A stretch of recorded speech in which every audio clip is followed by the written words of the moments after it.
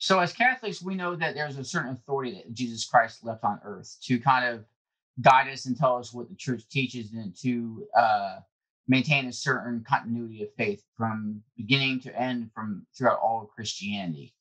Now, there are those who deny these authorities and everything, especially in the Protestant churches, where they tend to protest against what the Catholic Church teaches. But one thing we seldom look at is that, while you have Protestants and you have Catholics, you also have those within the Catholic Church who tend to protest as well, who essentially, whether they are converts to Catholicism or they were raised up in Catholicism, in their heart have this tendency to protest against the church and protest against the legitimate authority. So this week we're going to look into and discuss a little bit about what there's between Catholics, Protestants, and then Protestant Catholics, those in the Catholic Church who have that heart of Protestantism in them. So I would like to open, though, with a reading from the Gospel according to Matthew, where it says, "Then Jesus spoke to the crowds and to his disciples, saying, 'The scribes and the Pharisees have taken their seat on the chair of Moses. Therefore, do and observe all things whatsoever they tell you, but do not follow their example. For they preach, but they do not practice. They tie up heavy burdens, hard to carry, and they lay them on people's shoulders, but they will not lift a finger to move them.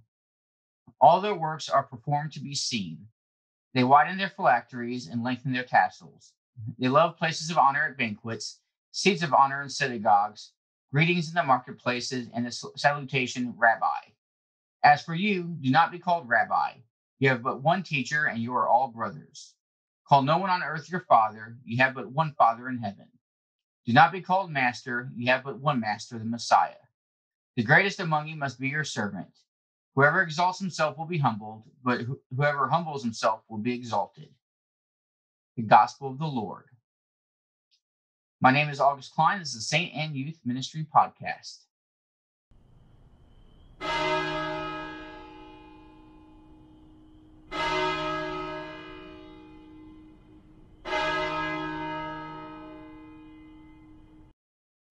In nomine Patris et Filii et Spiritus Sancti. Amen. Pater noster, qui est in celis, sanctificetur nomen tuum.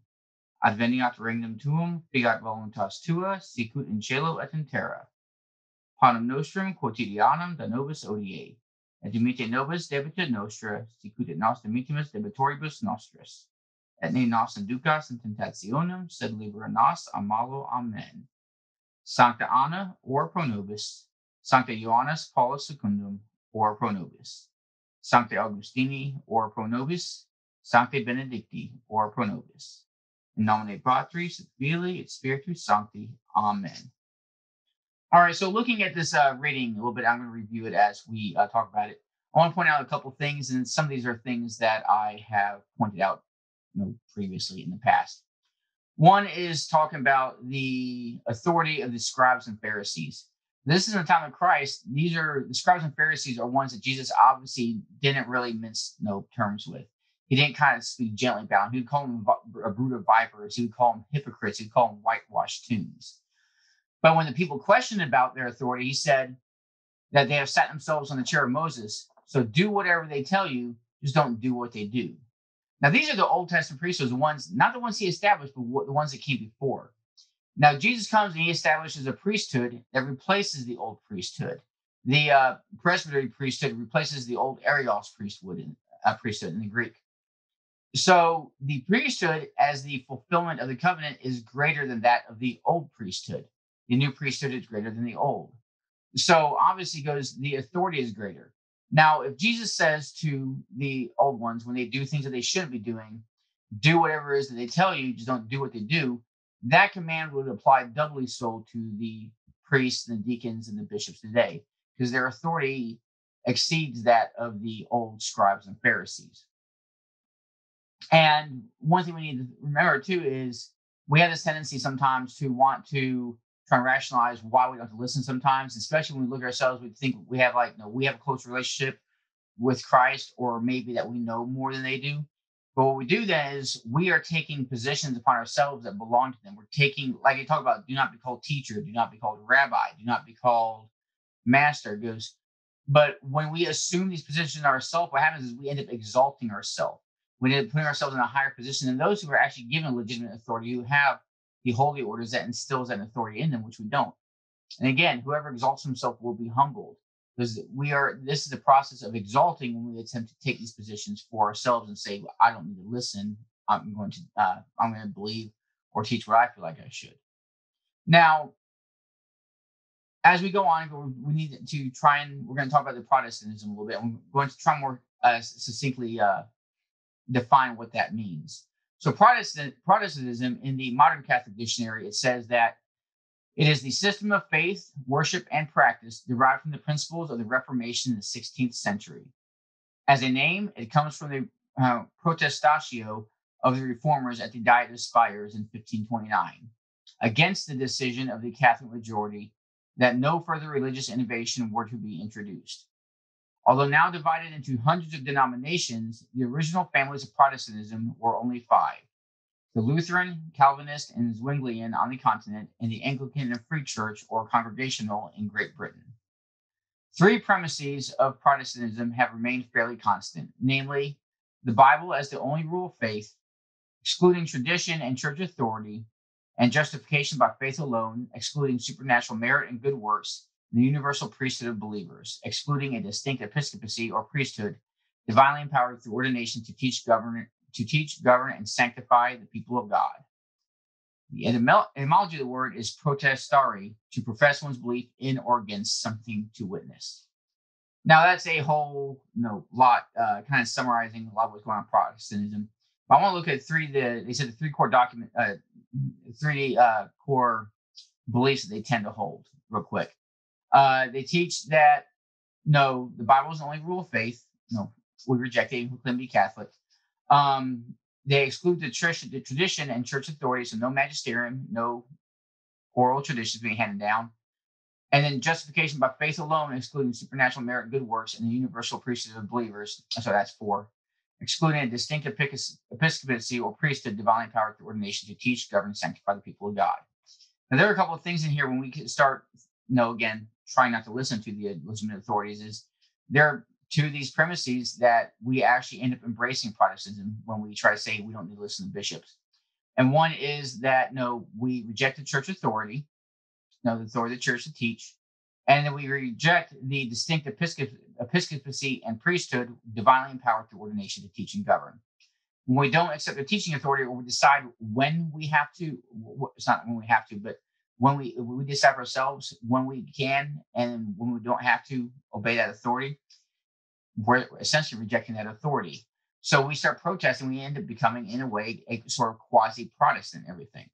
And you can do that you can still be Catholic and do this, as long as you're protesting against the church and what it teaches you. That is, in a way, of being in your heart a Protestant. And that's what Protestantism is all about. If you want to learn what the word to protest or a protest is, the Merriam-Webster dictionary has a couple definitions. As a noun, it says that it is a solemn declaration or of opinion and usually of dissent. Or as a verb, it is to make a statement or gesture in objection to something. So to protest or to a protest is something that's in opposition to something. Essentially is taking your theological view is based on your protest. You're saying that's not what I believe. I don't believe that. And this is not something that we always have the right to do, because the church teaches what the church teaches. As Catholics, we accept and believe in everything that the Catholic Church holds and teaches to be true. This is something that's promised, especially like converts when they're coming into Mass at the Easter Vigil Mass. They hold and believe to everything the Catholic Church teaches. Now, we're going to go to a little bit of canon law here. Things talk about what does the church teach as to our obligation to the authorities. Because what happens is we have to acknowledge the church authority. If you want to get to go to church authority, a really good reference to always go to, and some of the references we've used before, is the Code of Canon Law. That's a list of authoritative teachings in the Catholic Church. So such as Canon 212 says in section 1, conscious of their own responsibility, the Christian faithful are bound to follow with Christian obedience those things which the sacred pastors, inasmuch as they represent Christ, declare as teachers of the faith or establish as rulers of the church. The Christian faithful are free to make known to their pastors of the church their needs, especially spiritual ones, and their desires. This is important. We've gone over it before. According to the knowledge, competence, and prestige which they possess, they have the right and even at times the duty to manifest to the sacred pastors their opinions on matters which pertain to the good of the church, and to make their opinion known to the rest of the Christian faithful, without prejudice to the integrity of faith and morals, with reverence towards their pastors, and attentive to common advantage and dignity of persons. And so, start with section 1 goes, we are bound to follow with Christian obedience. We are bound to follow. This is obedience. Obedience is like one of the prime virtues of faith. If we don't have obedience, we don't have charity. If we don't have charity, we don't have love of neighbor. Because obedience is one of the things that obedience to God and obedience to his church are things that are just mandatory. They're not really negotiable things.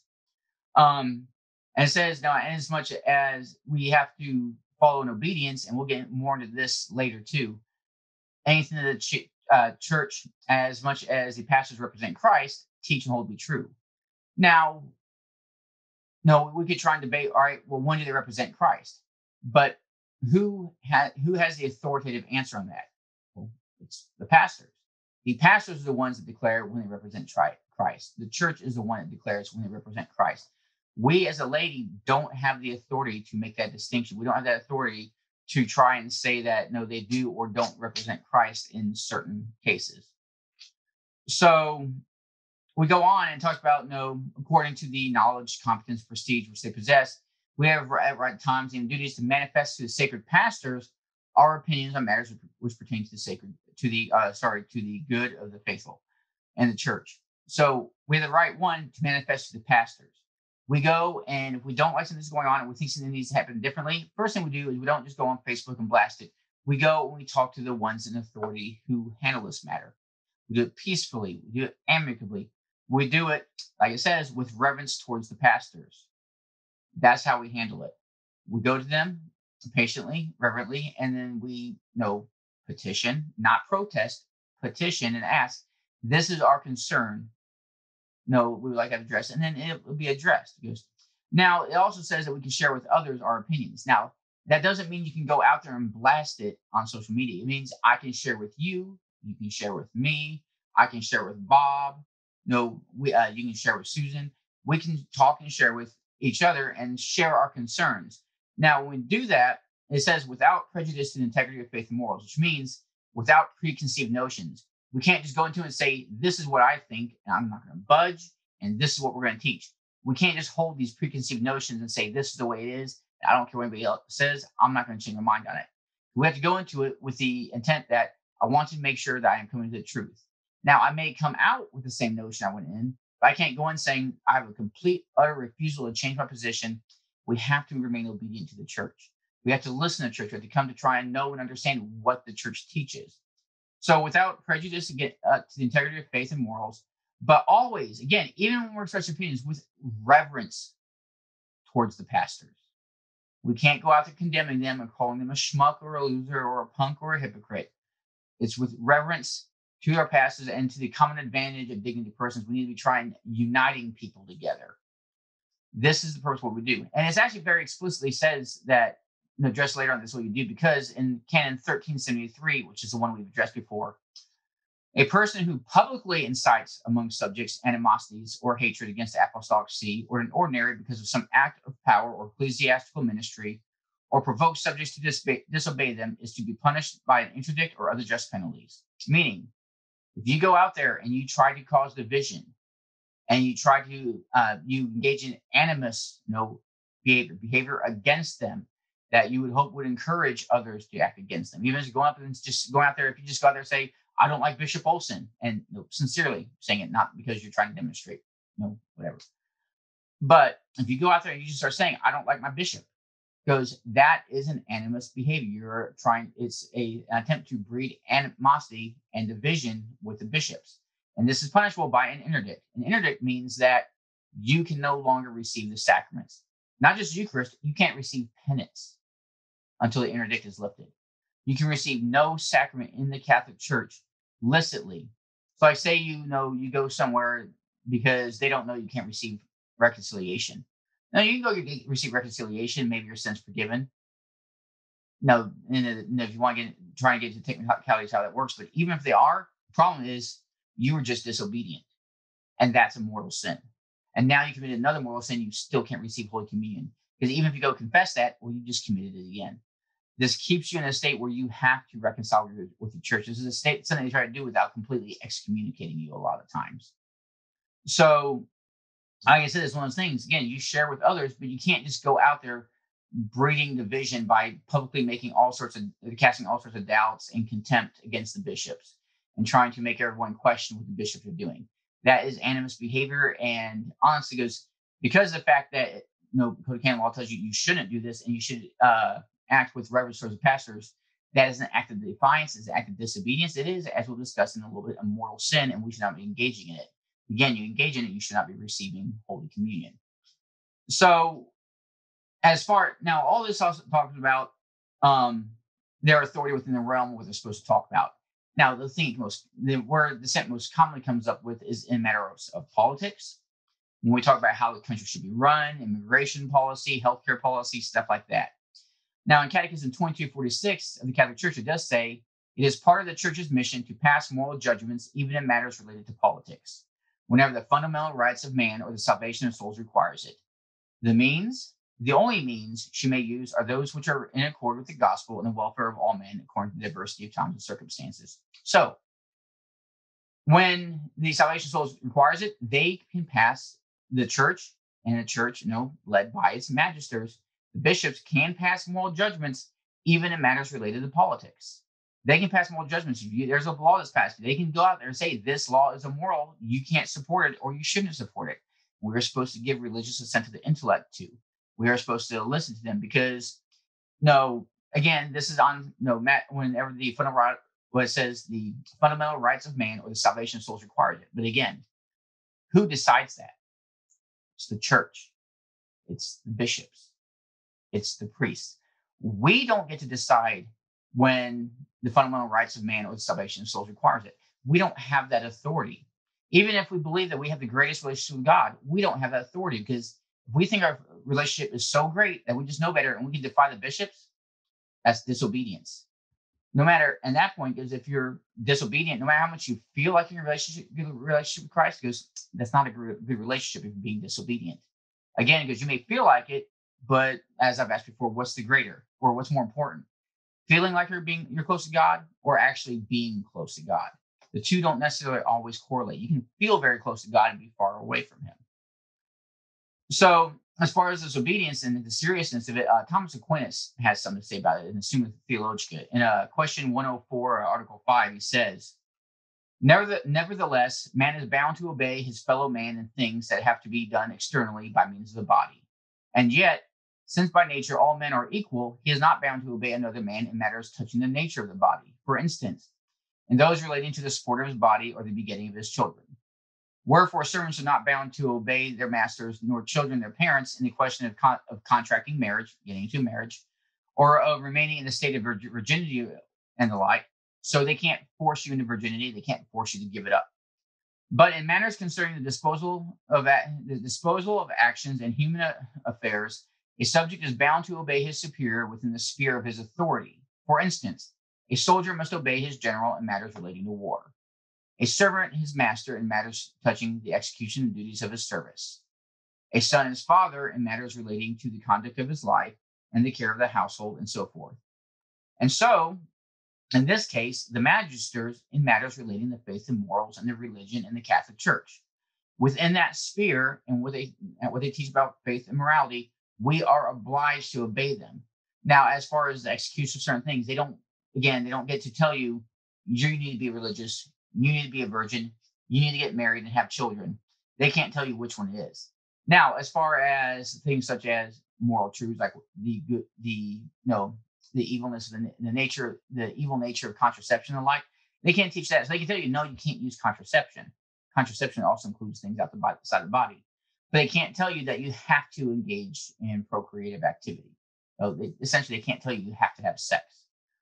Now, of this authority, because there's three ways he says, and a little bit later during his objections about the nature of it says a threefold obedience. He says, accordingly, we may distinguish a threefold obedience. One, sufficient for salvation and consisting in obeying when one is bound to obey. Secondly, perfect obedience, which obeys in all things lawful. And thirdly, indiscreet obedience, which obeys even in matters unlawful. So, with their authority, in the realm of their authority, that the bishops give us commands, because there's three ways we could approach it. One is we could say, I'm going to listen to you, but I'm only going to listen to you when I absolutely have to. And I'm going to find every way I can to get out and not obey you, or to get out doing what I have to do. Essentially, is in a way of trying to just do the bare minimum to be saved. There's the obedience for one, which is sufficient for salvation. So that's the sufficient obedience, the things you have to do. But there is the perfect obedience, which is the one we should all be striving for, is obeying in all things lawful. Whenever the bishops tell you to do something that is lawful for them to tell you to do, you obey it. And you don't get to decide when it's lawful or not. They get to decide when it's lawful. Now, there are, like we just discussed in the general discussion that Thomas Aquinas had about what is lawful or not. And it says, where was it? Wherefore servants are not bound to obey their masters, nor children their parents, in questions of contracting marriage or the remaining in the state of virginity alike. So, and since by nature all men are equal, he is not bound to obey another man in matters touching the nature of the body. So, in the nature body. So, this is what protects against things like, say you have a foul bishop who is an abuser and commits a lot of the sins that have happened in the past that we're still kind of suffering because of. When he tells you to do things that are actually intrinsically evil, like trying to instruct you engage in those set activities, they're not obliged to obey that. But when he teaches them faith and morals and what we should be believing, then yes, we are bound to obey them. And so the perfect obedience is the ones that obeys all the lawful dictates of him, but rejects the unlawful ones, like him, the bishop actually telling you to do evil things, to engage in sexual activity on marriage, if that was something he's going to tell you to do. If he's going to tell you to go work in an abortion clinic, if he is going to tell you to go to a gay pride rally, because those are things that are not lawful for him to do, you want to do those. But anything where there's kind of a question, there's a debate, those you need, and is widely disputed in the church, certain activities about how we should do things, we need to go with the bishops, because it's their realm to decide these things, not ours. We don't just get to tell them that, well, this is not something that you're supposed to be telling me to do. Now, the thirdly, and this is the one where this is where you probably become guilty of clericalism, is where it says thirdly is indiscreet obedience, which obeys even in matters unlawful. So if the bishops start, like you had a bishop way back in the church, became pope, and one of the ways he tried to do this was, and he did accomplish it, was he had hired mercenaries to go kill all his opposition, all his major competitors to it. Stuff like that has happened in the church before. If you had a bishop that's had a chance to become a pope, and he told you, "Hey, I want you to go kill this guy," he goes, "That's not something that you are required to obey him in." That would be that indiscreet obedience, obeying just for the sake of obeying. Because there are things that the things that you disagree on aren't ones that people can debate on. These are things that should be just so far out there that it's just so obvious that there's not a way you could ever possibly justify actually doing it. What we should be doing is we should be trying to practice as perfect obedience, where we obey in all things lawful, not just the things we have to, which are lawful. And if we don't practice, not necessarily the perfect obedience, but as much as we can perfect obedience, we decide that we just going to listen when we feel like it. That kind of disobedience is a mortal sin. Thomas Aquinas, again, in question 105 in Article 1 says, a mortal sin is one that is contrary to charity, which is the cause of spiritual life. Now, by charity, we love God and our neighbor. The charity of God requires that we obey his commandments as stated above. Therefore, to be disobedient to the commandments of God is a mortal sin, because it is contrary to the love of God. Again, the commandments of God contain the precepts of obedience to superiors. Wherefore also disobedience to the commands of a superior is a mortal sin, as being contrary to the love of God, according to Romans. He that resisteth the power resisteth the ordinance of God. It is also contrary to the love of our neighbor, as it withdraws from the superior, who is our neighbor, the obedience that is his due. So again, and this would apply to our bishops. They are due a certain obedience by us, and they have those to whom they are subject as well. So they all taking their vow of obedience. So we are again required to listen to our bishops. We are required to listen to our priests as much as they're in communion with their bishops, and our bishops are in communion with Rome. Because to not do that, to openly defy them, is by definition a mortal sin. And the interesting thing is when we do defy them, accusing others of mortal sins that you can't receive communion because of it. But by defying our bishops, and we can be like mistaken in what we're defying them for too, because we end up separating ourselves from Christ. Christ put them in power, and we're always supposed to follow that example of Christ. Christ is our model of faith, because we're supposed to be like he's the new Adam. Where it said in Scripture, Christ was obedient even unto death on the cross. If we can't even obey the bishops and everything, what makes us think we're really going to be able to follow that example of Christ? They had ultimate obedience. We can't follow obedience by practicing disobedience. That's those things are not just contrary, they're contradictory. We need to, like Christ was to the Father, and Antioch says, we need to be obedient to the bishops. We need to be obedient to the priests. Because in doing so, we end up coming closer to God. We end up reflecting Him more fully, especially in the person of Christ, where He practiced perfect obedience through His entire life. Now, that's the end of the podcast for today. If you have any comments or questions, you can send me an email at august@mystand.com. That's august@mystann.com. As far as future episodes, I am going to begin. We've covered this topic quite frequently over the past episodes. This is like the 42nd episode, so in less than a year, I think we've hit this topic 3 times, and we've hit confirmation too. But because of the transitory state of things right now, especially with COVID, with going to this year-round curriculum, we're going to have somewhere around the next 12 or 13 episodes are actually going to be dedicated to confirmation. And what we're going to do is, while we have the year-round approach where they have just about 5 or 6 classes you go to for actual confirmation prep, we're going to have an earlier the curriculum that our youth can participate and engage in to learn more about confirmation, so they have a good understanding of it going into there. Where in the confirmation prep class, it's really more like wrapping up loose ends and it's prepared to go receive the sacrament. We're going to have a course teaching the sacrament, so you know everything you need to beforehand. So like a next 12, 13 courses, something like that, are going to be covering the various lessons of confirmation. And we're also going to put them on the webpage, those episodes of videos for them on their own page, so that anyone who wants to can actually go on there and study that curriculum that way to help prepare themselves for it. And if you want to be able to explain it to your kids, you can watch it there. So all things they're done, I'd like to close in nomine Patris et Filii et Spiritus Sancti. Amen. Ave Maria, gratia plena, Dominus tecum. Benedicta tu in mulieribus, et benedictus fructus ventris tui, Iesus. Sancta Maria, Mater Dei, ora pro nobis peccatoribus, nunc et in hora mortis nostrae. Amen. Sancta Anna, ora pro nobis. Sancta Ioannis Paulus Secundum, ora pro nobis. Sancta Augustini, ora pro nobis. Sancta Benedicti, ora pro nobis. Nomine Patris et Filii et Spiritus Sancti. Amen.